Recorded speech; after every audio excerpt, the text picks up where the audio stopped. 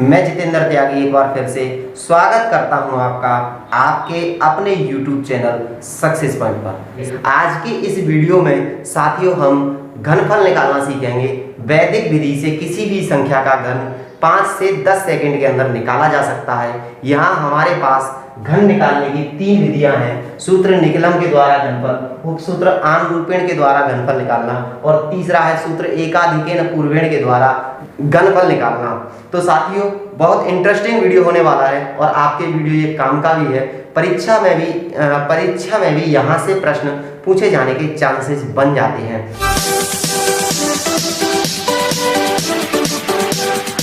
यहाँ 2 तरीके हैं, एक आधार से और एक उपाधार से।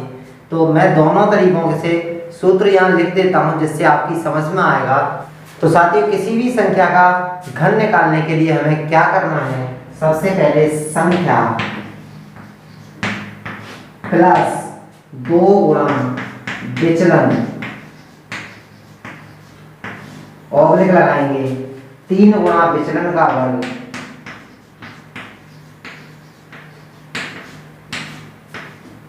ऑब्लिक लगाएंगे विचलन का घन। तो ये सूत्र काम में लेंगे जब हम आधार विधि से सवाल निकालेंगे और जब हम उपाधार विधि से सवाल निकालेंगे दोस्तों, तब हमें क्या करना है। तो यहां सबसे पहले उपाधार अंक लिखेंगे, उपाधार अंक का स्क्वायर, ठीक है। फिर उसके बाद संख्या प्लस 2 इंटू विचलन, ठीक है। फिर यहाँ उपाधार अंक लिखेंगे,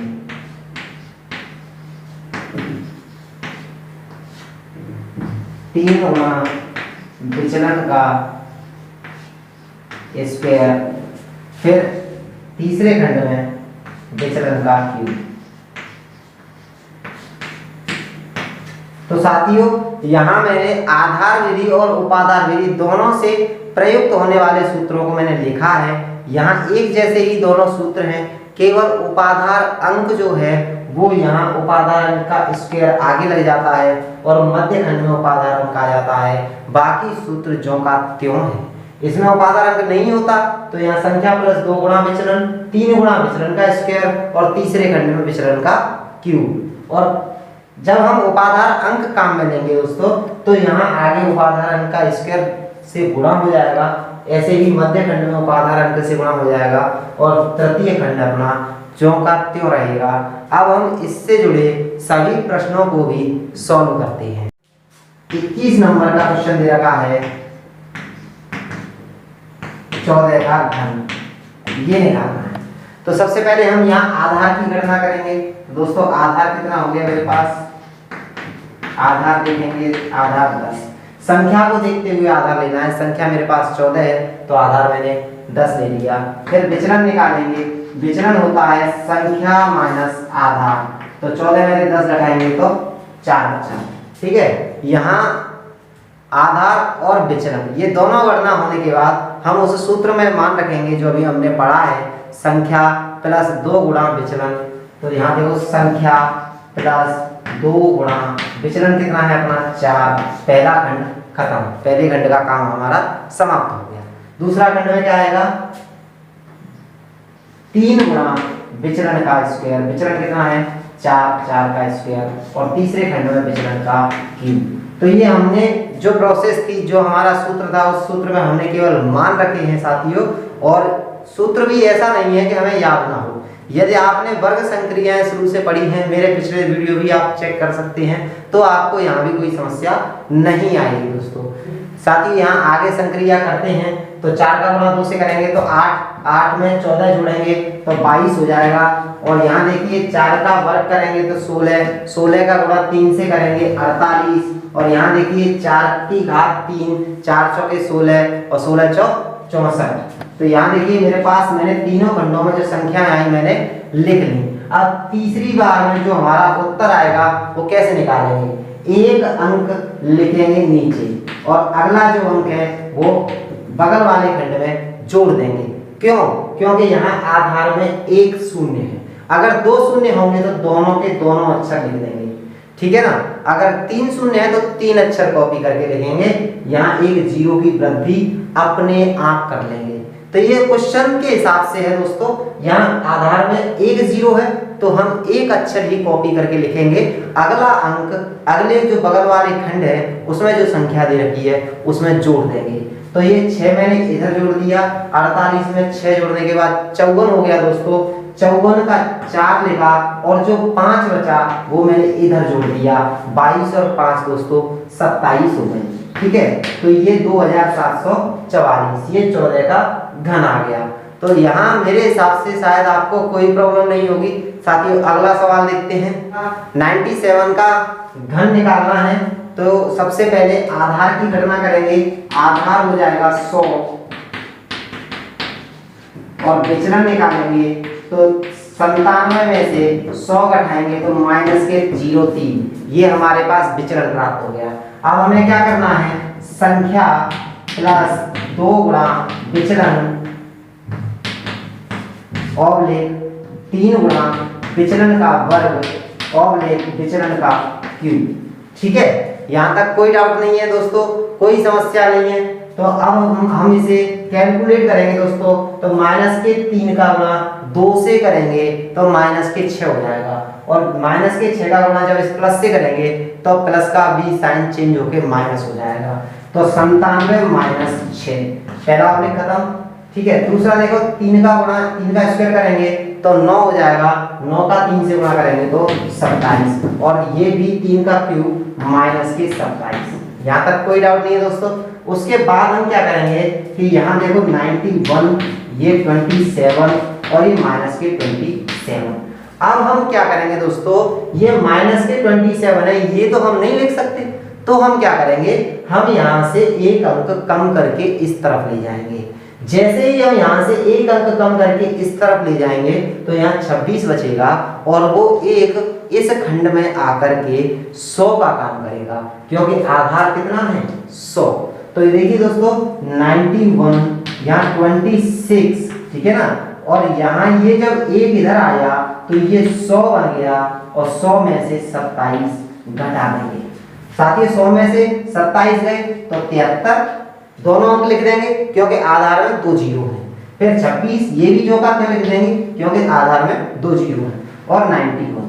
तो दोस्तों ये हमारे पास 97 का क्यूब आ गया। आपने देखा कितना जल्दी, कितना सटीक तरीके से वैदिक विधि उपयुक्त है किसी भी संख्या का घन निकालने में। और हम आगे देखेंगे दोस्तों उपाधार विधि के द्वारा किसी भी संख्या का घन निकलम विधि से निकालेंगे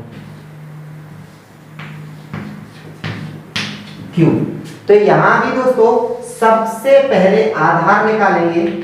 आधार कितना हो जाएगा हमारे पास 100।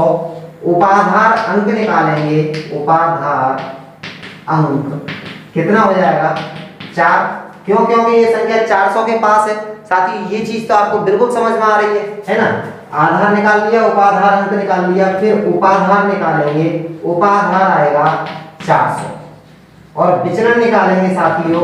विचलन कितना आएगा माइनस के 5, विचलन कितना आएगा माइनस के 5, क्योंकि 395 में से जब 400 घटाएंगे तो माइनस के 5 आ जाएगा। ये चारों चीजें लिख ली। अब हम क्या करेंगे, उस सूत्र में, जो सूत्र मैंने थोड़ी देर पहले आपको बताया था, उस सूत्र में मान रखने हैं दोस्तों, और कुछ नहीं करना। यहाँ सबसे पहले उपाधार अंक आता है, उपाधार अंक का स्क्वायर, यहाँ उपाधार अंक 4 है, इसका स्क्वायर इनटू संख्या 395 प्लस 2 गुणा विचलन कितना है माइनस के 0.5। पहला खंड मेरे पास आ गया कि उपाधार अंक का स्क्वायर गुणा करेंगे इसके साथ संख्या प्लस 2 गुणा विचलन, पहला खंड खत्म। दूसरे खंड में लिखेंगे उपाधार अंक गुणा 3 गुणा विचलन का स्क्वायर माइनस 5 का स्क्वायर, और तीसरे खंड में लिखेंगे हम विचलन का क्यूब माइनस के 5 का क्यूब। ठीक है दोस्तों, यहाँ तक कोई डाउट नहीं है, हमने सूत्र में मान रखे। अब इनकी कैलकुलेशन है, 4 का वर्ग 16, उसके बाद देखिए दोस्तों ये 5 का 2 से गुणा हो गया तो माइनस के 10 हो गए, और 395 में से 10 घटाएंगे तो 385 बचे। ठीक है दोस्तों। तो अब ये 16 का गुणा 385 प्रथम खंड में ये आ गया। दूसरे खंड की गणना करते हैं दोस्तों। माइनस के 5 का वर्ग करेंगे तो 25 हो जाएगा। 25 का गुणा 4 से करेंगे 100 हो जाएगा। 100 का गुणा 3 से करेंगे 300 हो जाएगा। ठीक है। अंतिम खंड में 5 का क्यूब, तो 5 का क्यूब दोस्तों माइनस के 125 होते हैं। ठीक है, क्योंकि 3 बार है और माइनस की संख्या का जब क्यूब करेंगे तो माइनस ही प्राप्त होगा। आगे दोस्तों देखिए 385 का गुणा 16 से करेंगे तो 6160। ठीक है, फिर ये 300। अब मैंने अभी थोड़ी देर पहले बताया था आपको कि जैसे ही यहाँ ऋणात्मक संख्या बचेगी तो यहाँ से एक अंक इधर ले जाएंगे जिसका मान 100 हो जाएगा, क्योंकि आधार हमारे पास 100 है। तो यहाँ 100 में से घटाएंगे तब भी माइनस के 25 बचेंगे, इसलिए यहाँ से 2 अंक कम करते हैं। तो 2 अंक कम करेंगे तो यहाँ 300 में से 2 कम करने के बाद 298 बचे, और यहाँ वो 2 अंक 200 का कार्य करेंगे। 200 में से 125 घटा देंगे। तो साथियों अपने पास उत्तर आ गया है। आगे चेक करिए, 200 में से 125 गए तो 75 बचे, और दोनों अंक मैंने लिख दिए क्योंकि आधार में 2 जीरो हैं। दोनों के दोनों अंक कॉपी करके हमें लिखने हैं। उसके बाद यहाँ देखिए 298 में से 98 लिख देंगे, और 2 जो अंक है वो आगे की तरफ चला जाएगा, इसमें जुड़ जाएगा, क्योंकि हमें आधार में 2 जीरो देखते हुए प्रत्येक खंड में से केवल 2 ही अंक लिखने हैं, और आगे जो अंक बच जाए उसे अगले खंड में जोड़ देना है। तो ये 2 जब इसमें जुड़ेगा तो 61 62। ठीक है दोस्तों, ये अपने पास उत्तर आ गया 61 62 98 75। इस संख्या का क्यूब हो गया। उपसूत्र आनुरूपण के द्वारा तभी वर्ग संभव है जब अंकों की संख्या अधिकांश 2 दे रखी हो। जब 2 दे रखी होगी तो ये विधि बहुत ज्यादा उपयुक्त होगी साथियों। अब हम सीखेंगे कैसे हम जल्दी से जल्दी सवाल कर पाएंगे। तो हम 4 खंड बनाएंगे दोस्तों। पहला खंड, दूसरा खंड, तृतीय खंड और ये चतुर्थ खंड। 4 खंड बनाने के बाद हमें क्या करना है दोस्तों, पहले खंड में संख्या के दहाई अंक का घन करके लिख देंगे। दूसरे खंड में देख साथियों 3 गुणा दहाई अंक का स्क्वायर गुणा इकाई अंक। बात समझ में आ गई। अगला तीसरा जो कॉलम है उसे 3 गुणा दहाई अंक इंटू इकाई अंक का वर्ग। समझ में आएगा। और चौथे खंड में इकाई अंक का घन। तो ये बड़ा सिंपल सा तरीका है साथियों। इसके बाद देखेंगे 1 का घन 1 हो गया, ऑब्लिक लगाएंगे 6 का गुणा 1 से करेंगे 6 और 6 तिया 18 हो जाएगा। 6 का वर्ग करेंगे 36, 36 का 3 से गुणा करेंगे 108 हो जाएगा, और 6 का क्यूब 216 हो जाएगा। अब एक अंक मात्र एक डिजिट यहाँ नीचे उतार लेंगे और इस 21 को इधर जोड़ लेंगे। तो 108 में 21 जोड़ा तो 129 हो जाएगा। 129 का 9 यहाँ लिख देंगे, और जो यहाँ 12 बचेगा वो 18 में जोड़ेंगे। तो 18 में जोड़ने पर 30 हो जाएगा। 30 का 0 लिख देंगे, यहाँ 30 का 0 लिख देंगे, और जो 3 अंक है वो इसमें जोड़ के 4 कर देंगे। अब साथियों यहाँ आपको कंफ्यूज नहीं होना है, यही हमारे पास उत्तर है। मैं एक बार और चेक करके बता देता हूँ। 6 लिखा हमने, 21 को इसमें जोड़ दिया, 108 में 21 जोड़ेंगे, 108 में 21 जोड़ेंगे तो 129 हो गया दोस्तों। 129 का 9 यहाँ लिख दिया, और ये 12 18 में जोड़ दिया। 18 और 12 30 हो जाएंगे दोस्तों। 30 का 0 यहाँ लिख दिया, और ये 3 1 में जोड़ के 4 करके लिख दिया। यहाँ कोई डाउट नहीं है, किसी भी प्रकार की कोई समस्या मेरे हिसाब से आपको नहीं होनी। हमें 33 का घन निकालना है। क्वेश्चन दे रखा है 33 का घन। हम उसी प्रकार से 4 खंड बनाएंगे साथियों, पहला, दूसरा, तीसरा और ये चौथा। ठीक है, 4 खंड बनाने के बाद हमें क्या करना है, पहले खंड में दहाई अंक का घन, दूसरे खंड में 3 गुणा दहाई अंक का स्क्वायर इंटू इकाई अंक। ठीक है, और इस वाले खंड में, तीसरे वाले खंड में क्या करना है, 3 गुणा दहाई अंक इंटू इकाई अंक का स्क्वायर, और चौथे खंड में इकाई अंक का क्यूब। इस प्रकार से जमा देना है दोस्तों। तो यहाँ देखिए 3 का घन 27 होता है। ठीक है, और यहाँ देखिए 3 का वर्ग 9, और 9 का 3 से गुणा करेंगे 27, 27 का 3 से गुणा करेंगे तो 81। यहाँ भी दोस्तों 81, यहाँ भी 27। अब हम क्या करेंगे, अब हम एक अंक लिखेंगे नीचे, केवल एक अंक 7, 2 को यहाँ ऐड कर देंगे, 83 हो जाएगा, 3 आ जाएगा, 8 को यहाँ ऐड कर देंगे, 89 हो जाएगा, ये 8 इधर ऐड हो जाएगा, ये 35 हो जाएगा। उत्तर अपने सामने है दोस्तों। कितने जल्दी हम सवाल कर पा रहे हैं आप देख रहे होंगे, और आप जब मैं ये समझाते हुए कर रहा हूँ तब इतना समय लग रहा है साथियों, जब आप सीख जाएंगे तो आप भी बहुत जल्दी बड़ी गति के साथ प्रश्न को कर पाएंगे।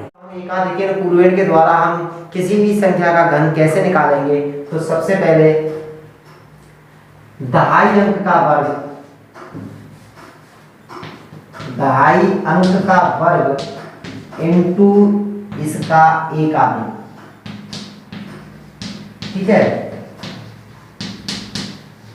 पहला खंड हो गया। तो साथियों पहले खंड में हमने बताया दहाई अंक का वर्ग इनटू इसका एक आधी, दूसरे खंड में आएगा दहाई अंक का वर्ग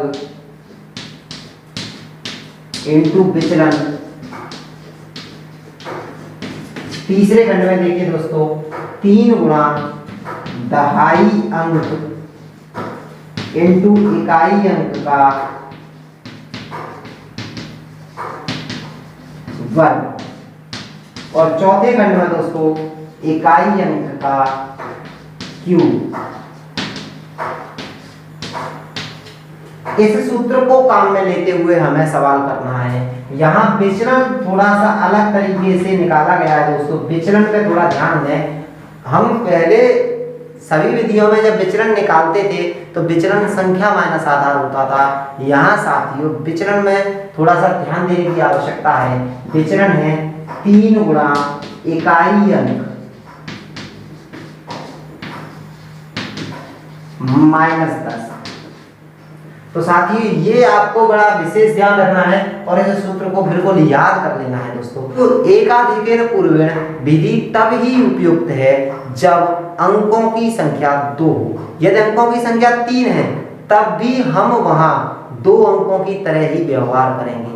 यहाँ एक आध प्रश्न शायद इस प्रकार का दे रखा है तो उसे मैं आपको करके बताऊंगा कि कैसे हम उसे 3 अंकों की संख्या को भी 2 ही अंकों की संख्या मानेंगे, इकाई और दहाई अंक लेकर के वहां काम करेंगे।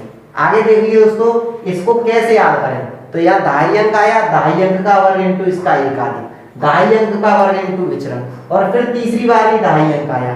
तो पहले देखिए दहाई अंक का वर्ग इनटू एक आधी, दहाई अंक का वर्ग इनटू विचलन, फिर 3 गुणा दहाई अंक इनटू इकाई अंक का वर्ग और इकाई अंक का क्यूब। तो यहाँ दहाई अंक देखिए दोस्तों कितनी बार आया, 5 बार, और इकाई अंक कितनी बार आया, 5 बार। कैसे, 2 बार यहाँ आ गया इकाई अंक, दहाई अंक का वर्ग, दहाई अंक का वर्ग और दहाई अंक। 3 खंडों में 5 बार आया और ये 2 खंडों में 5 बार आ गया। आप इस प्रकार से अगर याद रखेंगे, देखो इकाई अंक का वर्ग, इकाई अंक का क्यूब, तो ये भी टोटल 5 हो गया। अगर आप इस प्रकार से याद रखेंगे तो आपको ये सूत्र याद रखने में ज्यादा आसानी होगी। तो देखिए दोस्तों दहाई अंक का वर्ग इनटू इसका एक आधे, दहाई अंक का वर्ग इनटू विचलन, 3 गुणा दहाई अंक इनटू इकाई अंक का वर्ग और इकाई अंक का घन।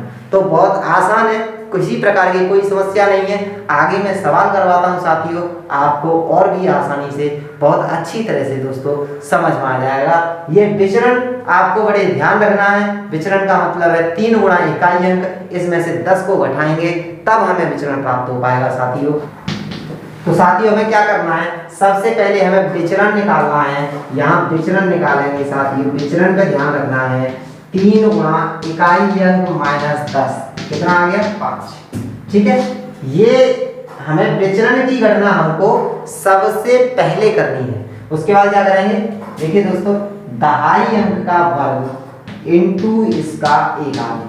तो दहाई अंक या 4 है, इसका वर्ग करेंगे तो 4 का वर्ग कर दिया और 4 का एक आधी कितना होगा, 5। तो ये 5 नहीं लिखा है यहाँ हमने, ये 5 नहीं है, ये 4 का एक आधे करके लिखा है, सूत्र के हिसाब से लिखा है। आपको सूत्र देखना है जो थोड़ी देर पहले हमने बताया है।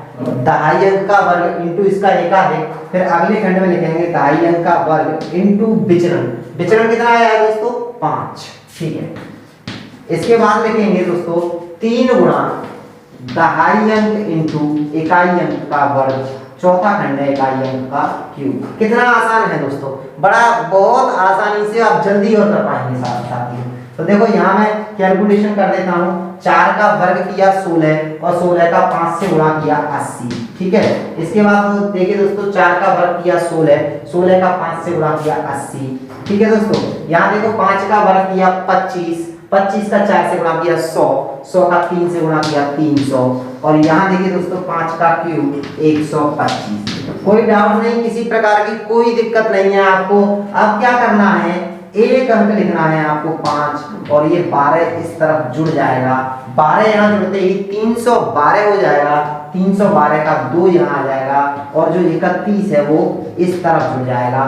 31 जैसे ही इस तरफ जुड़ा तो ये 111 हो जाएगा, 111 का 1 आ जाएगा और जो 11 बचेगा वो इधर जुड़ जाएगा। 11 इधर आते ही ये 91 हो गया साथियों और मेरे पास 45 का क्यूब आ गया 91 125।